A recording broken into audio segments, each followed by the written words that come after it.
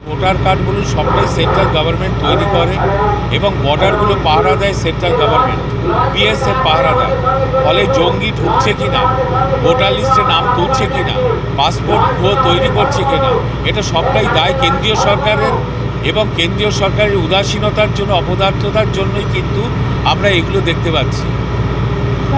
আছে এসটিএফ, তারাই কিন্তু এই জঙ্গিদের ধরছে, পাকড়াও করছে এবং তাদের গ্রেপ্তার করছে। ফলে এখানকার পুলিশ প্রশাসন যথেষ্ট সচেতন আছে। বাংলায় যারাই যে জঙ্গি বা যারা দুষ্কৃতীরা আসুক, তারা এখানে খুব একটা পার পাবে না। এবং এখানে ধরা পড়ছে বলেই আজকে আপনারা জানতে পারছেন যে এখানে একজন জঙ্গি ছিল। আর ভারতবর্ষে অন্যান্য কোন রাজ্যে ধরা পড়ছে না বলে সেখানে কোনো জঙ্গি আশ্রয় নেয়নি, এটা আমরা বলবো কেমন করে? ফলে এখানে ধরা পড়ছে বলে মানুষ জানতে পারছে একজন জঙ্গি আছে। তাহলে বিষয়টা হলো যে আমাদের রাজ্য সরকারের পুলিশ প্রশাসন যথেষ্ট দক্ষ এবং যথেষ্ট সক্রিয়। ফলে এখানে কোনো জঙ্গি এসে পার পাবে না, সে ধরা পড়বে। এটা হচ্ছে একটা রোরো ভেসেল। আমরা কিছুদিন আগে আমাদের শালিমার যে ওয়ার্কস আছে, পশ্চিমবঙ্গ সরকারের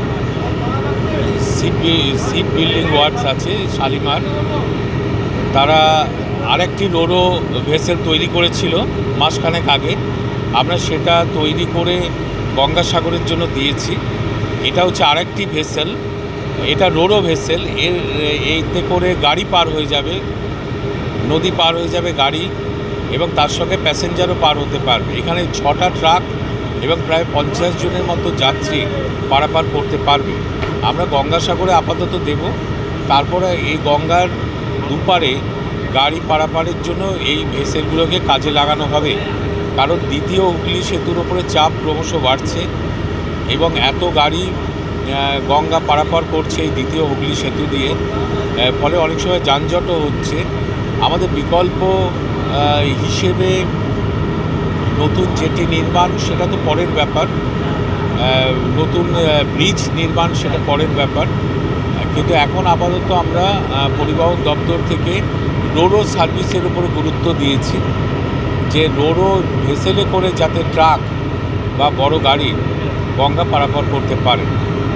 আমরা ইতিমধ্যে রায়চক থেকে কুকড়াহাটি আমরা রোরো সার্ভিস চালু করার জন্য আমাদের পরিকল্পনা রয়েছে এবং তার জন্য ভেসেল লাগবে। আমরা ভেসেলও তৈরি করব এবং এখানেও এই গার্ডেন রিচ টু শালিমার বা এখানেও দুটো স্পট আমরা অনুসন্ধান করছি যেখানে আমরা রোরো সার্ভিস চালু করব।